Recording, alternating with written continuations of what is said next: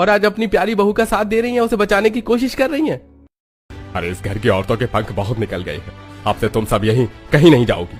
और अंजलि, तुम भी सिर्फ कॉलेज जाओगी। इसके अलावा तुम लोगों को कोई भी काम होगा तो तुम हमें बताओगी। हम नहीं चाहते गांव की और औरतों की तरह हमारे घर की औरतें भी बिगड़े।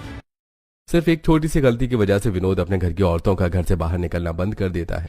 देखते ही देखते कुछ दिन बीत जाते हैं और एक दिन अंजलि के कॉलेज में एक छोटा सा फंक्शन होता है। इसीलिए अंजलि एक हैवी सूट पहनती है और काफी अच्छा मेकअप करके अपनी भाभी के कमरे में उसे दिखाने आती है, जहां रवि ऑफिस के लिए तैयार हो रहा था और पूजा अपने पति के कपड़े प्रेस कर रही होती है। भाभी देखो मैं कैसी लग रही हूँ। आज हमारे कॉलेज में एक छोटा सा फंक्शन है। तुम तो कैसे भी तैयार हो जाओ, हमेशा अच्छी ही लगती हो। कॉलेज में फंक्शन है, तुम्हारी शादी नहीं जो दुल्हन की तरह तैयार हो गई हो। और ये लिपस्टिक किस खुशी में लगाया है तुमने? जाकर मुंह धो लो। काजल, लिपस्टिक लगा के इतने अच्छे कपड़े पहनकर कॉलेज जाने की जरूरत नहीं है, समझी? वहाँ पर तुम्हें लड़कों को नहीं पटाना। भैया आप कैसी बातें कर रहे हो? आपको शर्म आनी चाहिए अपनी बहन से ऐसा कुछ कहते हुए। और आज कॉलेज में फंक्शन है, सारी लड़कियां अच्छे से बनकर तैयार होकर आएंगी। अब तो हमारे गांव की लड़कियां भी मॉडर्न ड्रेस पहनने लगी हैं, पर आज भी मैं बहन जी बनकर कॉलेज जाती हूँ। अंजलि अपने भाई से लड़ने लगती है। अंजलि और रवि की आवाज सुनकर विनोद और आशा कमरे में आते हैं और अपनी बेटी को तैयार देखकर विनोद से एक थप्पड़ मारकर सुनाने लगता है।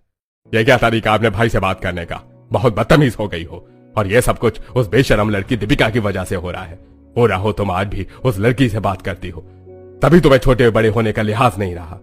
अरे जाने दीजिए, सूट ही तो पहना है उसने और आज कॉलेज में फंक्शन है। अगर थोड़ा तैयार हो गई तो क्या हुआ? तुम चुप करो। इस घर के मर्द हैं अभी इस घर के फैसले लेने के लिए। और तुझे अगर कॉलेज जाना है तो साधारण बनकर जाओ, ऐसे सर धज के जाने की जरूरत नहीं है, समझी? वरना पढ़ाई छुड़वा दूंगा। मुझे नहीं जाना कहीं भी। इस घर के मर्द होने से तो अच्छा इस घर में मर्द होते ही नहीं। मैं परेशान हो गई हूँ उस घर के मर्दों से। पापा ये बहुत बदतमीज हो गई है, ये हाथ से निकले, इससे अच्छा है कि इसकी शादी करवा देते हैं। हाँ हाँ करवा दो मेरी शादी। इस घर से निकलूंगी तो ही मुझे खुशियाँ नसीब होंगी। रोते हुए अंजलि अपने कमरे में चली जाती है और 2 दिनों तक किसी से बात नहीं करती और ना ही कॉलेज जाती है। जिसके बाद उसकी दोस्त का फोन आता है। तो कहाँ है यार? तुझे कॉलेज नहीं आना? अगले महीने से हमारे एग्जाम शुरू है।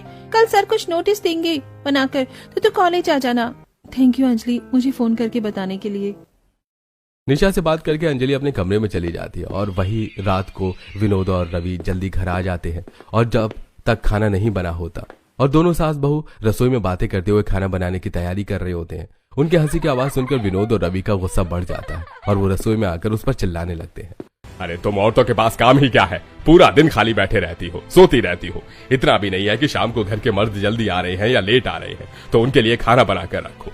हमें आए ही हुए 10 मिनट हो गए, पर किसी ने ना हमसे पानी पूछा और ना